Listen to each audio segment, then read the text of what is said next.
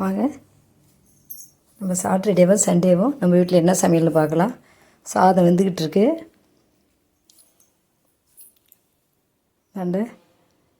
Carrot, பலாக்கொட்டை, மாங்காய் எல்லாம் போட்டு சாம்பார் வச்சிட்ருக்கேன்.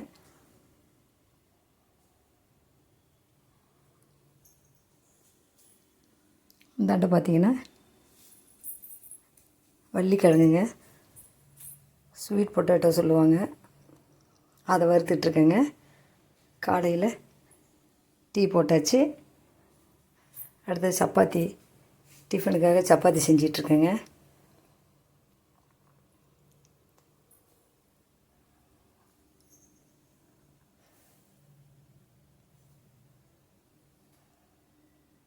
சப்பாத்தி சுட்டு எடுத்தாச்சுங்க.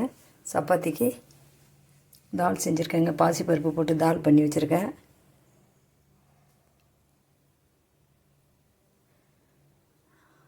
அன்றைக்கி சாட்டர்டே இப்படி தாங்க போச்சு. இது சண்டே பார்க்கலாங்க.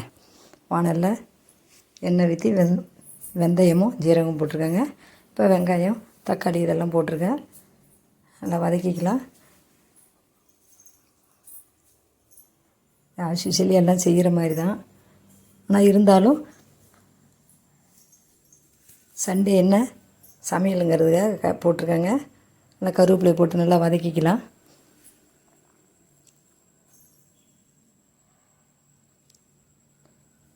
குழம்புக்கு தேவையான அளவுக்கு மிளகாத்தூள் போட்டுக்கலாங்க. இது வீட்டில் அரைச்ச மிளகாத்தூள் தான் போட்டுக்கலாம். கொஞ்சமாக மஞ்சள் பொடி போட்டுக்கலாங்க. மஞ்சள் பொடியும் போட்டு நல்லா வதக்கிக்கலாம்.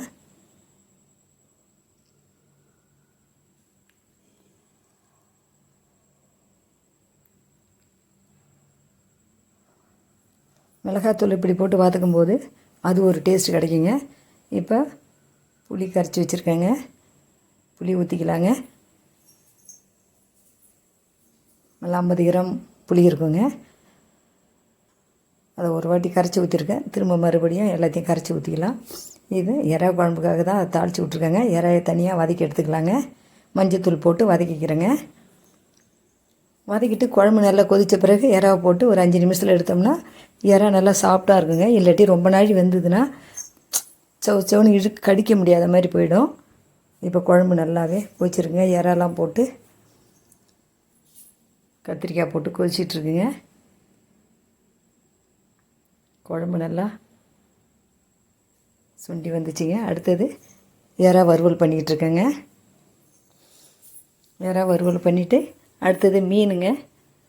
கவலை மீன் போட்டு சாலை மீனுன்னு சொல்லுவாங்க. இதெல்லாம் போட்டு மாங்காய் போட்டு மீன் குழம்பு கொதிச்சிட்ருக்குங்க.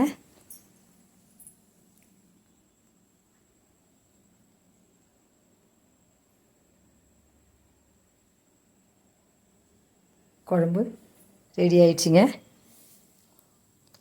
அன்றைக்கி பார்த்திங்கன்னா செம்பருத்தி பூட்டியும் போட்டு வச்சுருக்கிறேன். கூட முட்டை ஆம்லெட்டும் போட்டு வச்சுருக்கேங்க. சண்டே அன்னைக்கு காலையில் இடியாப்பம் பாலுங்க, தேங்காய் பால். அதை கவர் பண்ண முடியல. இப்படி தாங்க நம்ம சமையல்